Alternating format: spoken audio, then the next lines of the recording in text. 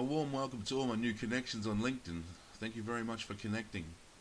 My name is Gary McAllister, as most of you already know, and I'm presenting you with a decentralized cryptocurrency banking innovation never seen before.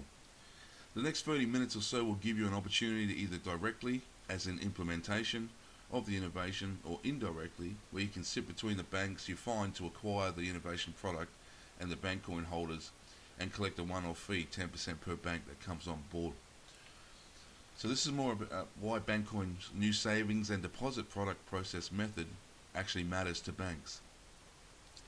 Banks are losing market share and therefore profits to digital innovators every day. The current banking system is slow to adapt, so innovators being innovators quickly innovate their way around them, as we have seen in Bitcoin and neobanks. Therefore, existing banks need to be at the front of this, or they will automatically be left behind. Shareholders know and understand this, and we're in the hope that CEOs and CFOs of banks actually do too. Bankcoin takes a different approach and believes that its new product can quickly allow banks to adapt this plug-and-play process. You can look at the Bankcoin product as a future-proof step for banks.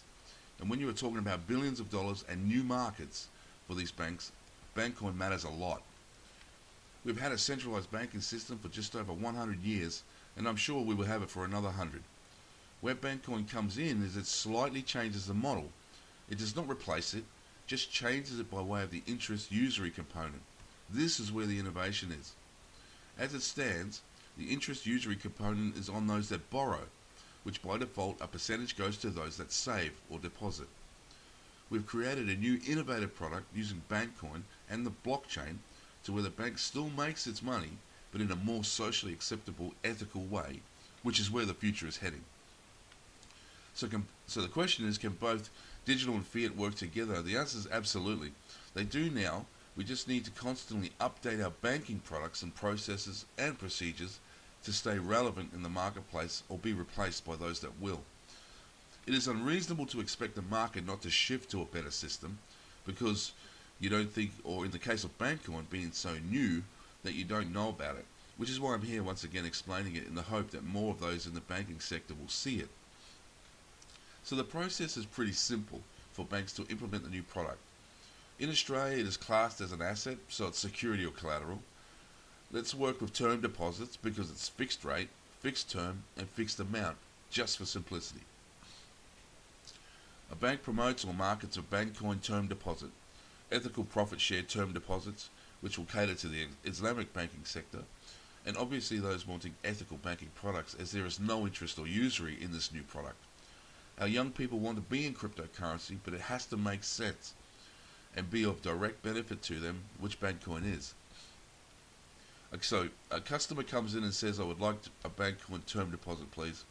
130,000, 12 months, currently at 4% return on my money.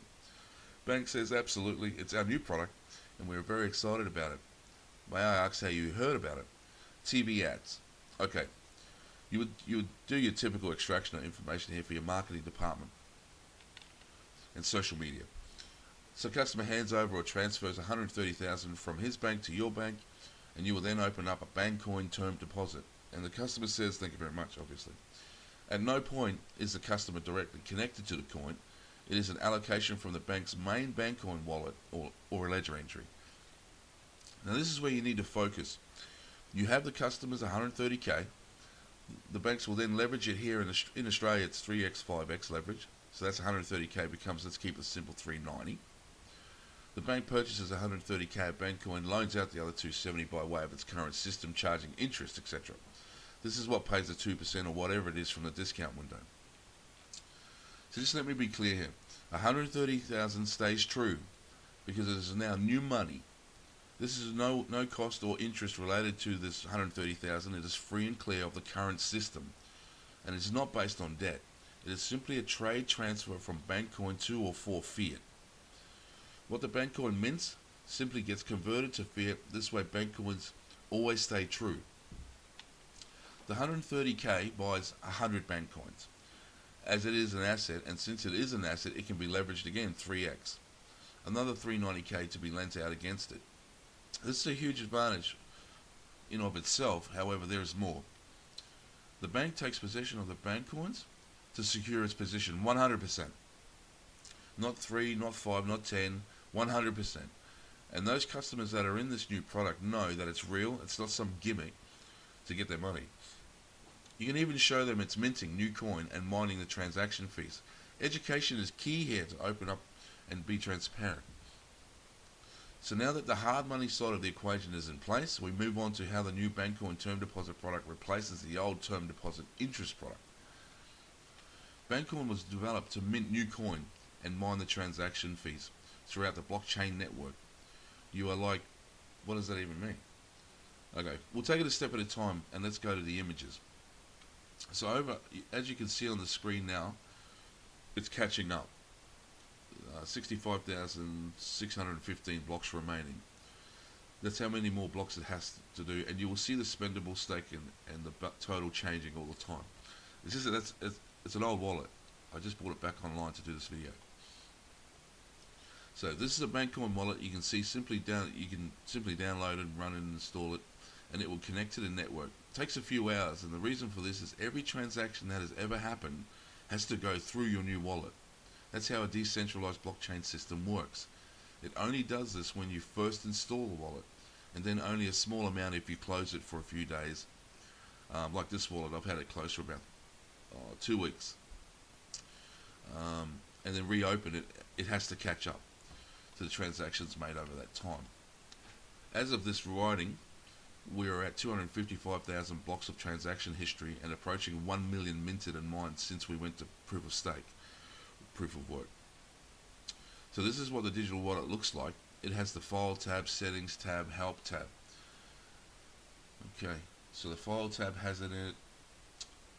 Backup wallet, sign message, verify message. The settings tab has encrypt wallet. This is where your main encryption's done, and they call it a passphrase, so you can change your passphrase. You can lock your wallet, and it has other options. And then there's the help, the debug window, and about. Okay. So the overview screen, which is what we're on now. This has spendable, stake, unconfirmed total. So as the amount comes through the blockchain, it goes into the stake. See that there? 3,338. Okay, it's happening pretty quick, but that comes off your balance, off the spendable balance, to make sure that those coins are genuine and not counterfeit. And then it'll prove those, and as each time one of those comes through, we get paid a fee for it, for the proof of stake. And so you'll see the total down the bottom actually increase. Yeah, it goes 812, 89. You can see 812, 89 there. And it's building up from the fees that are being paid because we're proof of stake here. Okay, so it comes from our spendable. When a transaction comes through, that's the stake, and once it's confirmed, then it goes back to spendable. But that's our total balance overall. You can see it climbing. Okay.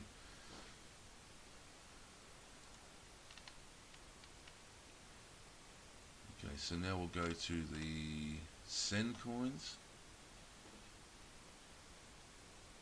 This is where you pay to. You want to send someone.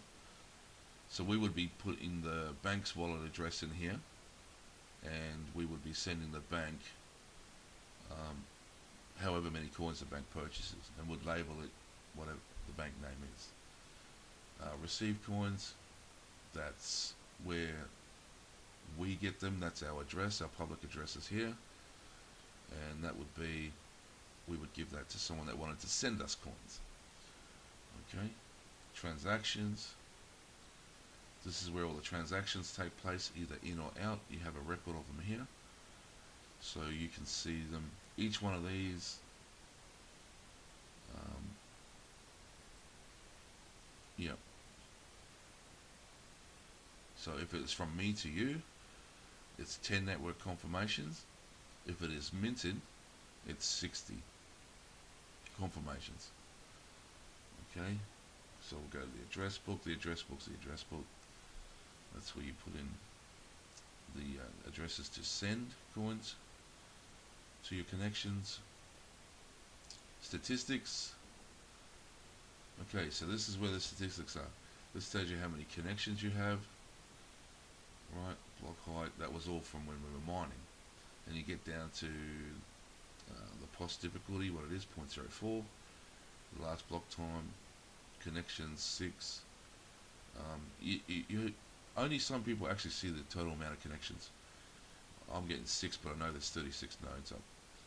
Total coin volume, we had 100 million Bankcoin, and we've minted 797,000 in the last 4 months, somewhere around that.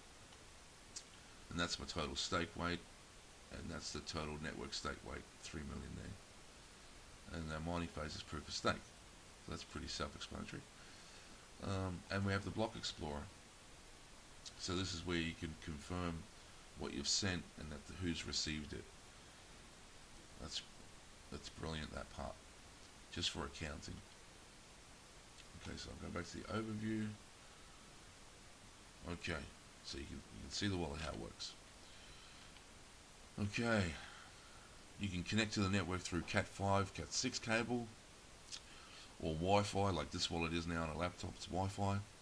Or like I do when I'm on the road, I tether my Windows tablet to my phone, and it continues to mint coin and mine the transaction fees. It's pretty awesome.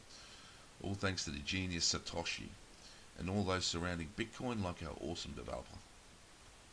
So Bankcoin mints up to 10% of its wallet spendable balance per annum. In relation to the banks, the Bankcoin reserve will guarantee the 10%, so if it comes up short for whatever reasons, the reserve will make up the difference. There is a lot to it, minting and mining side, to reach that 10%. Remember, it's a process. This is not a fabrication of coins, nor is it a manipulation of numbers. This wallet and the balance are minting and mining. It's an actual process. Just as if you were in a gold mine digging for it, your wallet is digging for it. So the CPU processor, the network connection, all these things add up to how much of that 10% your wallet will mint and mine. So knowing this, the Bankcoin reserve will guarantee, just like the FDIC does, that it will ensure that minted and mined amount. This will also provide confidence. So what will the banks need to do to prepare for this new product? Banks have some pretty clever people in them already, so I think it would only take a few training sessions to get them fully up to speed. Remember, this process is pretty simple, to be honest. All the hard code work and discovery has already been done. It's been tested and proven. This is not an actual part of their internal system. It's just a new product added to their existing products. So it does not touch their infrastructure at all. So it is safe, a lot like plug and play. The only other thing I could think of would be security of the wallets via encryption. And this is not an issue for banks, as they have responsible people and procedures in place to cater to that part of the equation. So the process would look something like this. Person watches Bankcoin profit share term deposit out on TV. A new customer comes in, requests a term deposit. Term deposit is created, customer funds are deposited, bank leverages customer funds 3 times. Bankcoin purchases at fixed price set by the reserve for customer from Bankcoin holder with 1x. Bank deposits fiat into Bankcoin holder's account at the bank. Bank leverages Bankcoin holder funds 3 times. Bankcoin holder sends Bankcoin to banks. Bankcoin wallet. Bankcoin leverages Bankcoin 3 times. Bankcoin wallet and balance mints new coin and mines transaction fees for the bank. The Bankcoin reserve ensures the 10% mint mine. Once the term deposit expires, the customer is paid out the principal and balance in fiat. The Bankcoin wallet will continue to mint and mine for the bank, as the bank now owns the Bankcoin asset. From the above process used in the new Bankcoin product, you can see why Bankcoin matters. The Bankcoin reserve will be the authority which will facilitate the transactions between Bankcoin holders and the banks. This is for security and insurance purposes. The Bankcoin reserve will only ensure the banks it facilitates transactions with. The Bankcoin reserve will not hold any Bankcoin from any Bankcoin holder that is being transacted to the banks.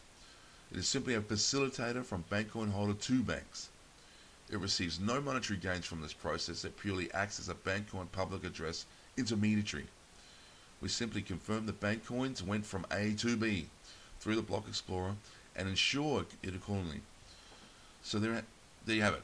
That's the process to implement the patented product using Bankcoin. Any questions, email me from the Reserve website, bankcoinreserve.com, or just support@bankcoinreserve.com. Thank you.